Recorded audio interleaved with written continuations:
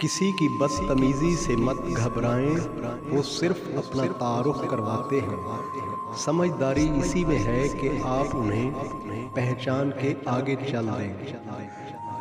جھوٹ کا بھی ایک ذائقہ ہوتا ہے، خود بولو تو میٹھا لگتا ہے اور کوئی دوسرا بولے تو کڑوا۔ جب موبائل سے بیلنس اور رشتوں سے پیار ختم ہو جائے تو لوگ گیم کھیلنا شروع کر دیتے ہیں۔